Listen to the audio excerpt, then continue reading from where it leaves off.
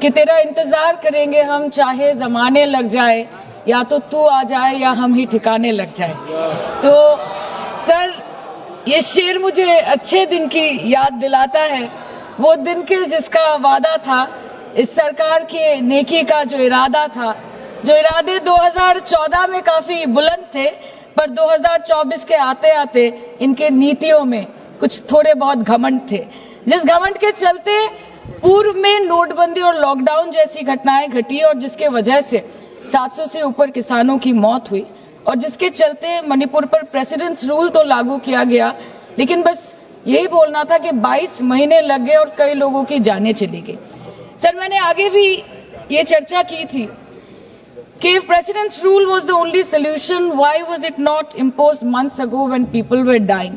जब हजारों की तादाद में लोग बेघर हो रहे थे, चारों तरफ आग जल रही थी, जब महिलाओं को विवस्त्र करके रास्ते पर घसीटा जा रहा था, जब सिर्फ भारत नहीं बल्कि पूरे विश्व मणिपुर की चर्चा और निंदा दोनों कर रही थी, तब आप कहां थे?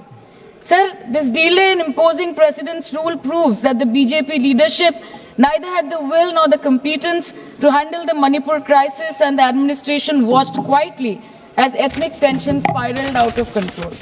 Sir, मैं ज्यादा डिटेल में नहीं जाऊंगी क्योंकि हमने चर्चा पहले भी की है, और आज लगभग 2:15 को हम मणिपुर पे आलोचना कर रहे हैं। इतना इंपॉर्टेंस अगर पहले दिया होता तो शायद इसकी नौबत ही नहीं आती।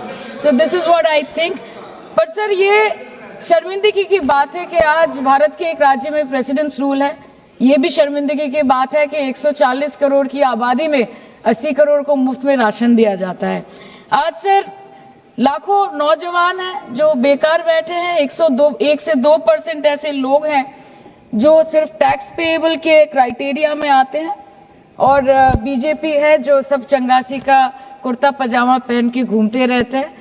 ये दिखाने के लिए अच्छी बात है, लेकिन ग्राउंड रियलिटी कुछ अलग ही है। सर 2023 में टॉप 10 VPNR के रिपोर्ट के अनुसार मणिपुर में 212 दिन से ऊपर इंटरनेट शटडाउन किया गया था, a total of 5088 hours, marking it the second highest after Jammu and Kashmir. This led to huge economic loss in Manipur, approximately 3,157 crore.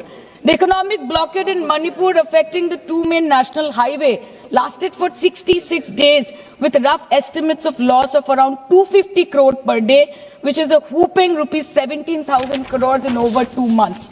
Over 67,000 people were forced to leave their homes and cramped up in only 360 relief camps. Nearly 12,000 people fled to Mizoram. Approximately 7,000 people sought refuge in Nagaland, Assam and Meghalaya. Over 1,700 people taken refuge in Kachhar district as of June 2024.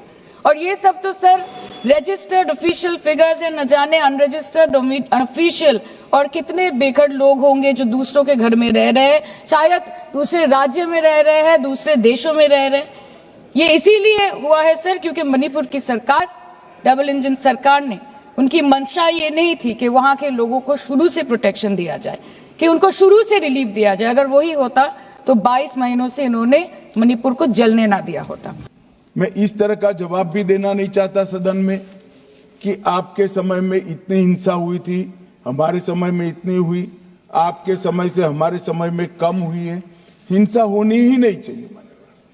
इसमें in principle किसी की इस सदन में असहमति नहीं है, परंतु पिक्चर इसी तरह से खड़ा करने का प्रयास किया कि भाई भाजपा के शासन में ही जातीय हिंसा हुई है।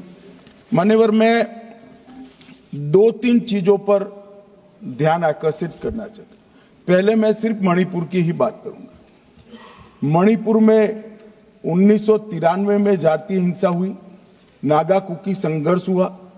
93 से 98 तक 5 साल तक चला, 750 मौतें हुई, और मान्यवर इसके अंदर छूट-फूट घटनाएं 1 दशक तक चलती रही। मैं ये नहीं कहता कि 1 दशक तक चली थी, हमारा कम हुआ है। हम तो ऐसा मानते हैं हमारे समय में जरा भी नहीं होना चाहिए, मगर एक दुर्भाग्यपूर्ण फैसला आया और इसके कारण हिंसा बढ़ी। इसको तत्काल कंट्रोल कर दिया गया। जो 260 मौतें हुई है मान्यवर, इसमें से 80% पहले 1 महीने के अंदर ही हुई। 80%। बाकी सारी मौतें बाकी महीनों में होती गई। मान्यवर कुकी पाइते संघर्ष हुआ 97-98 में, 50 से ज्यादा गांव नष्ट कर गए, 40,000 लोग विस्थापित हुए, 352 लोग मारे गए, सैकड़ों घायल हो गए, 5,000 घर जलाए गए।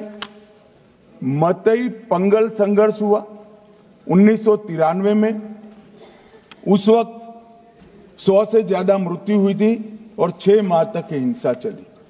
अब मैं चित्र इस तरह से खड़ा कर दिया गया कि भारतीय जनता पार्टी विफल हो गई। मैं इतना ही कहना चाहता हूं, ये तीनों हिंसा, बड़ी बड़ी हिंसा, 10 साल, 3 साल और 6 माह और सैकड़ों मृत्यु इससे भी ज्यादा, वो इंडी अलायंस के शासन में तीनों वक्त आपके ही प्रधानमंत्री थे और उसके बाद भी नहीं गए, कोई गृह मंत्री भी नहीं गया। जो मुद्दे उठाते हैं उनको मेरा सिर्फ छोटा सा वास्तविकता मैं बताना चाहता हूं।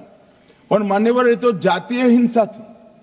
हमारी सरकार आई 2017 में, उसके पहले 5 साल में एवरेज 1 साल के अंदर 212 दिन मणिपुर बंद रहा है। मान्यवर, कोई जातीय हिंसा नहीं थी।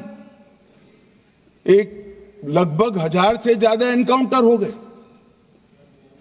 सुप्रीम कोर्ट को संज्ञान लेना पड़ा था। मान्यवर, हमारे 6 साल में एक भी दिन बंद नहीं रहा, ब्लॉकेड नहीं हुआ, हिंसा नहीं हुई।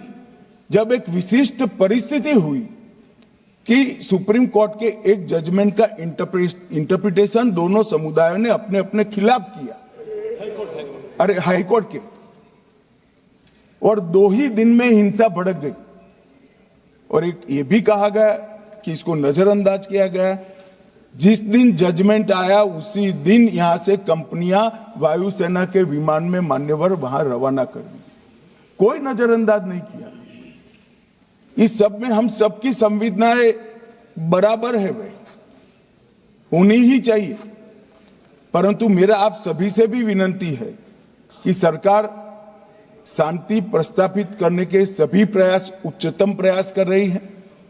कृपया इसको पॉलिटिसाइज न करिए, और पॉलिटिसाइज करना है तो फिर डिबेट होगी, उसमें जवाब भी पॉलिटिकल देना पड़ेगा। मगर मैं ये नहीं चाहता। मैं चाहता हूं जिसका भी मृत्यु हुआ है, इस सदन ने उसके प्रति सम्मान रखना चाहिए, संवेदना रखनी चाहिए, मन में दर्द भी रखना चाहिए।